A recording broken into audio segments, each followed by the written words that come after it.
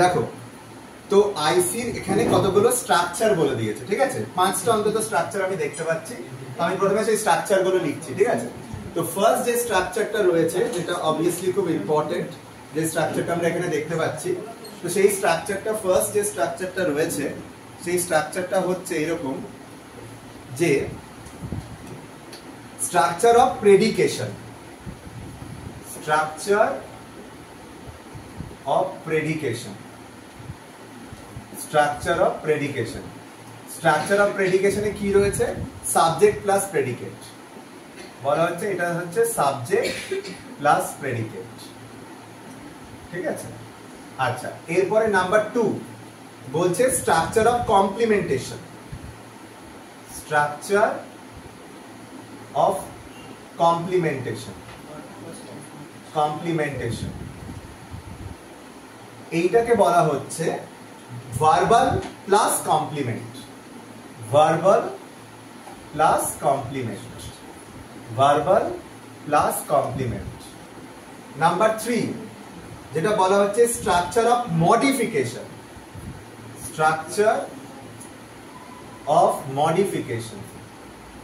Structure of modification, modification না কিন্তু, head plus modifier, ঠিক আছে? Head plus modifier. Head plus modifier. আচ্ছা, তারপর 4 number structure of subordination. Structure of subordination. Subordination. Structure of subordination. Structure of subordination কি রয়েছে? দেখো এখানে যেটা বলা হচ্ছে সাবঅর্ডিনেশন প্লাস সাবঅর্ড প্লাস ডিইউ। হ্যাঁ, সাবঅর্ড মানে সাবঅর্ডিনেশন প্লাস ডিইউ। ডিইউটাকে বলা হচ্ছে depend unit. Dependent unit.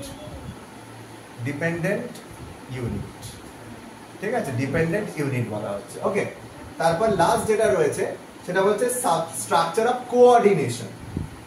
Structure of coordination. Coordination. তাহলে স্ট্রাকচার অফ কোঅর্ডিনেশনে কি থাকবে? হ্যাঁ, কিন্তু এখানে প্রথমে ইন্ডিপেন্ডেন্ট ইউনিট লেখা আছে, ঠিক আছে?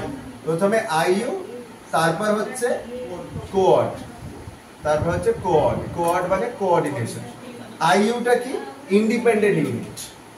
আইইউটা হচ্ছে independent unit. Independent unit. Okay, clear? এটা বুঝতে পারছো? তাহলে 5টা স্ট্রাকচার বলা হয়েছে, ঠিক আছে? আইসি। হ্যাঁ, স্ট্রাকচার অফ প্রেডিকেশন, এখানে সাবজেক্ট প্লাস প্রেডিকেট থাকবে, অনেকটা সিম্পল। স্ট্রাকচার অফ কমপ্লিমেন্টেশন, দেখো নাম থেকেই মাথায় রাখতে পারো যে কমপ্লিমেন্ট কথাটা রয়েছে, ভার্ব প্লাস কমপ্লিমেন্ট। তারপর স্ট্রাকচার অফ মডিফিকেশন, এখানেও নাম থেকে মাথায় রাখতে পারো মডিফায়ার থাকবে, হেড প্লাস মডিফায়ার থাকবে। ওকে, হেড প্লাস মডিফায়ার থাকবে। ওকে, এরপর আসছে স্ট্রাকচার অফ সাবঅর্ডিনেশন। সাবঅর্ডিনেশন। সাবঅর্ডিনেশনে কি থাকবে? Subord plus dependent unit. Subord plus dependent unit, clear? ঠিক আছে, সাবঅর্ড প্লাস ডিপেন্ডেন্ট, ডিইউ মানে ডিপেন্ডেন্ট ইউনিট, ঠিক আছে? আর স্ট্রাকচার অফ কোঅর্ডিনেশন। কোঅর্ডিনেশনে কি থাকবে? কোঅর্ড অবশ্যই থাকবে, এখানে আগে ইন্ডিপেন্ডেন্ট ইউনিট, তারপরে কোঅর্ডিনেশন। তাহলে সাবঅর্ডিনেশনে সাবঅর্ডিনেশন থাকবে বা সাবঅর্ড, আর কোঅর্ডিনেশনে কোঅর্ড বা কোঅর্ডিনেশন থাকবে। আর সাবঅর্ডিনেশনের ক্ষেত্রে ডিপেন্ডেন্ট ইউনিট ডিইউ, আর কোঅর্ডিনেশনের ক্ষেত্রে আইইউ, ইন্ডিপেন্ডেন্ট ইউনিট। ক্লিয়ার? এই অবধি সবার কাছে ক্লিয়ার? ওকে, দাঁড়া। ওকে, লেটস স্টার্ট। দেখো এখানে খুব 3টে জিনিস আমাদেরকে একটু জানতে হবে। সাবজেক্ট বা প্রেডিকেট তো আমরা বুঝতে পারবো, এখানে 3টে জিনিস আছে, মডিফায়ার, সাবঅর্ডিনেশন, কোঅর্ডিনেশন। এটা বুঝতে হবে। তো মডিফায়ার কাদেরকে বলবো? দেখো বলা হচ্ছে যে আর্টিকেলস, আর্টিকেলস মানে এ এন্ড বি এগুলো, তারপর অ্যাডজেক্টিভস, অ্যাডজেক্টিভস, অ্যাডজেক্টিভস যদি থাকে, তারপর ধরো অ্যাডভার্বস, অ্যাডভার্বস মানে লাস্টে এলওয়াই থাকবে, এরকম। অ্যাডজেক্টিভ যেমন ধরো যে টল, স্মল, এই ধরনের শব্দ যেটা নাউনকে কোয়ালিফাই করছে। আচ্ছা, তারপর modals. Okay, modals can, could. আচ্ছা, পার্টিসিপল, পার্টিসিপল কাকে বলে? Particle in phrasal verb, participle লেখা আছে, পার্টিকেল হয়, particle in phrasal verb, particle in phrasal verb. তাহলে আগের দিনে আমরা পড়ছিলাম না একটা example, going through, going through, তাহলে গোইং থ্রুতে থ্রুটা পার্টিকেল হিসেবে দেখছিলাম, রাইট? ঠিক আছে, তাহলে পার্টিকেল ইন ফ্রেজাল ভার্ব, যেমন থ্রু, গোইং থ্রুতে ভার্বের সাথে যেটা কমপ্লিমেন্ট করে ভার্বকে। আচ্ছা, এরপরে বলা হচ্ছে যে এই যে সবগুলো বললাম, articles, adjectives, adverbs, modals, particle in phrasal verb, এইটাকে কি বলা হচ্ছে? মডিফায়ার্স। এগুলো মডিফায়ার্স। আচ্ছা, মডিফায়ার্স কেন বলা হচ্ছে? তার কারণ হচ্ছে, দেখো যে আর্টিকেল, ধরো আমি একটা ছোট্ট উদাহরণ দিই, বোঝার চেষ্টা করো। আমি বললাম যে আ পেন, আর আমি বললাম দা পেন, এই দুটোর মধ্যে পার্থক্য রয়েছে। কারণ আমরা জানি যে ধরো দা পেনটা একটা ডেফিনিট পেনকে বোঝাচ্ছে, একটা নির্দিষ্ট পেনকে বোঝাচ্ছে, আর আটা ইনডেফিনিটকে বোঝাচ্ছে, ঠিক আছে? আমি যদি বলি গিভ মি দা পেন, মানে পার্টিকুলারলি কোনো একটা পেনকে দিতে বলছি, আর আমি যদি বলি গিভ মি আ পেন, মানে যে কোনো, যে ব্ল্যাক, ব্লু, যে কোনো পেন তুমি আমাকে দিতে পারো, ঠিক আছে? তো এই দুটো পার্থক্য রয়েছে। তার মানে আ বা দা মানে আর্টিকেল, এটা পার্টিকুলারলি কোনো নাউনকে মডিফাই করে, ঠিক আছে? তাকে ইঙ্গিত করে, তার পজিশনটাকে ইঙ্গিত করে। অ্যাডজেক্টিভসও তাই, যে স্মল গার্ল বা big girl, small house, big house, তাহলে অবভিয়াসলি এটা একটা নাউনকে কোয়ালিফাই করছে, ঠিক আছে? সিমিলারলি আমরা যদি দেখি যে এই সমস্ত ফ্রেজাল ভার্ব, মোডাল বা অ্যাডভার্ব, এরা কোথাও না কোথাও একটা কোয়ালিফায়ারের কাজ করে, কোনো কিছুকে কোয়ালিফাই করার চেষ্টা করছে, ঠিক আছে? তো এইগুলোকে মডিফায়ার বলা হয়। এরপরে আসছে দুটো ইম্পর্টেন্ট কনসেপ্ট, সেটা হচ্ছে সাবঅর্ডিনেটর আর কোঅর্ডিনেটর, ঠিক আছে? দেখো এখানে বলছে যে সাবঅর্ডিনেট কনজাংশন, যেমন দ্যাট, প্রিপোজিশন, অ্যাপোস্ট্রফি, দিস আর সাবঅর্ডিনেটর, ঠিক আছে? সাবঅর্ডিনেট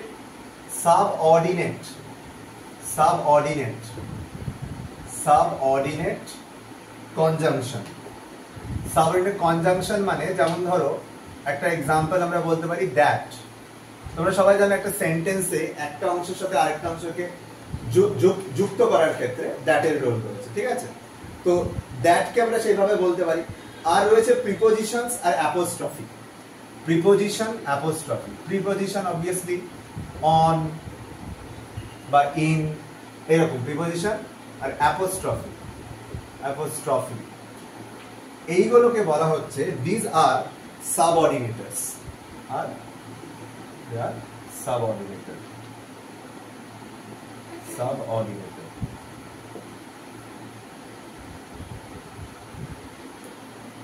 আচ্ছা, এরপরে সাবঅর্ডিনেটরের পর আসছে কোঅর্ডিনেটর।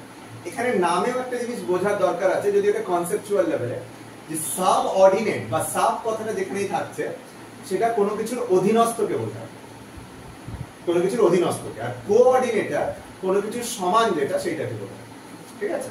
আচ্ছা, এবার ধরো যেমন সাব ইন্সপেক্টর, সে ইন্সপেক্টরের থেকে নিচে। যদি কো ইন্সপেক্টর বলে কোনো শব্দ থাকে, তাহলে সেই ইন্সপেক্টরের সমান বা অ্যাসিস্ট্যান্ট, এই দুটো, ঠিক আছে? আচ্ছা, কোঅর্ডিনেটর যেটা হচ্ছে, কোঅর্ডিনেটর ক্ষেত্রে যে কোঅর্ডিনেটরের কাজ করে, কোঅর্ডিনেট কনজাংশনের উদাহরণ কি হবে? অ্যান্ড, সবথেকে বড় যেটা আমরা জানি, যে কোনো কিছুকে জয়েন করার জন্য, ঠিক আছে? হ্যাঁ, বাট কোন ক্ষেত্রে হবে? বাট কি সাবঅর্ডিনেট হবে না কোঅর্ডিনেটর হবে? কোঅর্ডিনেট হবে। বাট, অ্যান্ড, অর কোথায় হতে পারে? কোঅর্ডিনেট, অর, ঠিক আছে? আচ্ছা, এছাড়া প্রিপোজিশন, প্রিপোজিশন, অ্যাপোস্ট্রফি, এটা সাবঅর্ডিনেটের ক্ষেত্রে মাথায় রাখবে। কোঅর্ডিনেটের ক্ষেত্রে অর, বাট, অ্যান্ড এইরকম কনজাংশনস, ওকে, কোঅর্ডিনেট কনজাংশনস, এগুলোকে কোঅর্ডিনেটর বলা হয়। অর কি কোঅর্ডিনেট করছে? অর এন্ড যেমন ধরুন দুজন, মানে এখানে যেমন স্যার ধরুন দিয়েছিল শোভন এন্ড আকাশ বলে, মানে দুজনকেই বোঝাচ্ছে, তাহলে মানে একসাথে দুজনেই রয়েছে কথাটার মধ্যে, কিন্তু অর হলে তো মানে অর হলে তো দুজনকেই ইউজ করছে, এটা আর ওটা, এটা আর ওটা, এটা আর ওটা হচ্ছে। বাটের ক্ষেত্রে বাটের ক্ষেত্রে হচ্ছে হচ্ছে হচ্ছে যদি, হ্যাঁ বলো বলো বলো, কি কি বলছো? For and not, for and not, not not not not not, nor, or, but, and, Yet আর so আচ্ছা আর আছে আচ্ছা সাবঅর্ডিনেট কনজাংশন দ্যাট ছাড়া কিছু হতে পারে সাবঅর্ডিনেট হুইচ হতে পারে সাবঅর্ডিনেট কোঅর্ডিনেটর কোঅর্ডিনেট কনজাংশন যেগুলোকে আমরা কোঅর্ডিনেটর বলছি for nor or but and yet so যেটা দুটো জিনিসকে কোঅর্ডিনেট করছে সংযুক্ত করছে ঠিক আছে সাবঅর্ডিনেট কি হতে পারে হুইচ দ্যাট হবে অবশ্যই সাবঅর্ডিনেট কনজাংশন although because এগুলো বলছে হ্যাঁ দাঁড়াও এক মিনিট এগুলো তো অল প্রিপোজিশনস তো রয়েছে মানে সাবঅর্ডিনেট কনজাংশন হচ্ছে দ্যাট এছাড়া আর কি কি রয়েছে প্রিপোজিশনের মধ্যে তো although আসছে আর কি কি বললে তুমি after although because preposition क्या था फिर there কি although প্রিপোজিশন হচ্ছে না কি হচ্ছে কনজাংশন হচ্ছে তো আর সেটা subordinate conjunction conjunction although because since unless while after এগুলো কনজাংশন বলেছে since সাবঅর্ডিনেট কনজাংশন হতে পারে since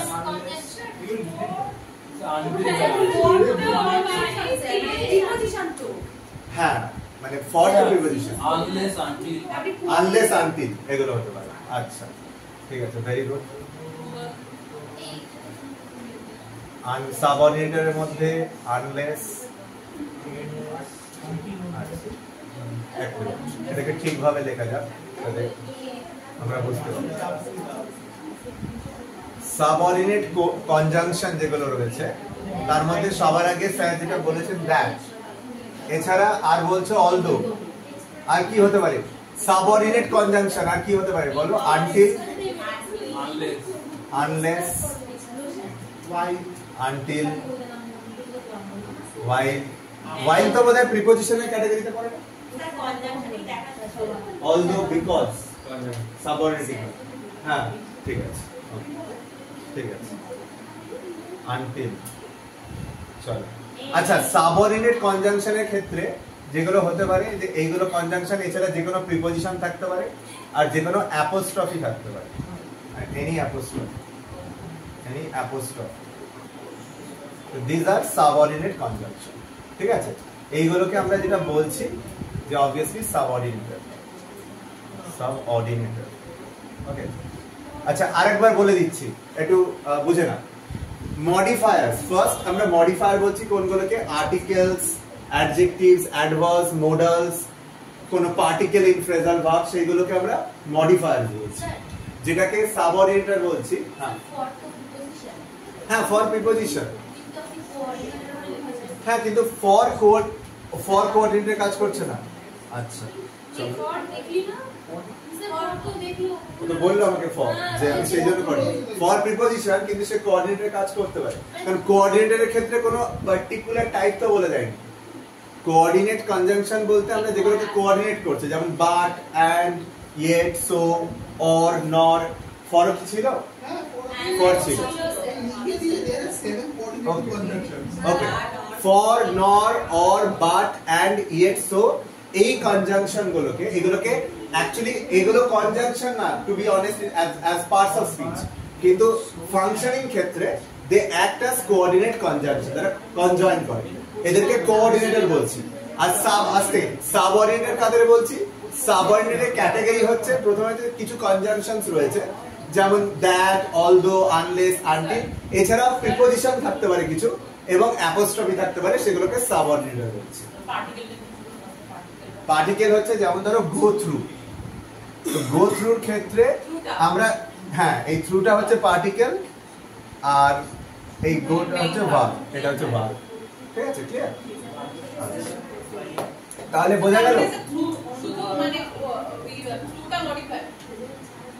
থ্রুটা মডিফায়ার হিসেবে হ্যাঁ কাজ করবে থ্রুটা তাহলে মডিফায়ার ক্যাটাগরিতে ক্যান কুড এগুলো মডিফায়ার হিসেবে কাজ করবে ঠিক আছে ওকে ক্লিয়ার আচ্ছা তাহলে বোঝা গেল যে মডিফায়ার সাবঅর্ডিনেটর কোঅর্ডিনেটর এবার আমরা যেটা করব এক্সাম্পল করব ঠিক আছে দেখা যাক চলো খাতা পেন রেডি রাখো সবাই, এক্সাম্পল। ওকে, তো যেটা আমরা করছি অ্যানালিসিস, এই অ্যানালিসিসের মধ্যে অবশ্যই আমরা যেটা দেখছি